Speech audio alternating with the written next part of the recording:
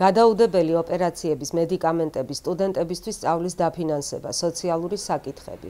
ეს ის მთავარი პრობლემებია, რომლის მოსაგვარებლად დიდუბის მოსახლეობა გამგებელს დახმარებისთვის მიმართავს. დიდუბის მაცხოვრებლების ძირითადი პრობლემა სხვადასხვა უბნებში მოუწესრიგებელი სავალი გზების არსებობაა. ასევე პრობლემას წარმოადგენს დანაგვიანებული სკვერები.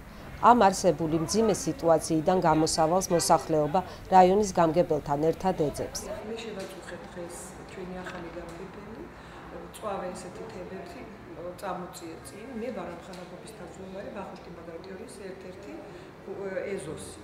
ნამდვილად იცით, ჩვენი ქუჩა არის იმდენად მოუწესრიგებელი, პირველი რაც მე მაწუხებს და ყველას აწუხებს, ეს მდგომარეობა ასფალტის თაობაზე.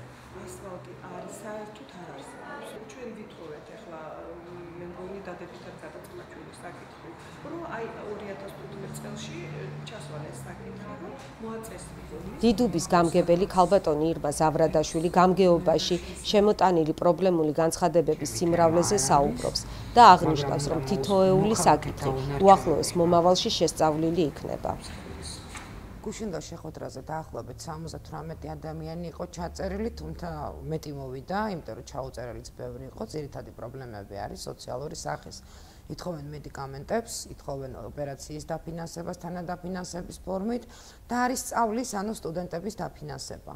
რა თქმა უნდა, ეს ინდივიდუალურად არ წყდება, ამას განიხილავს კომისია და ჩვენი ბიუჯეტის გათვალისწინებით, კანონის გათვალისწინებით მოხდება ამ ადამიანების დაკმაყოფილება. იმედს ვიტოვებთ, რომ ყველაფერი კარგად იქნება და შევძლებთ დახმარებას.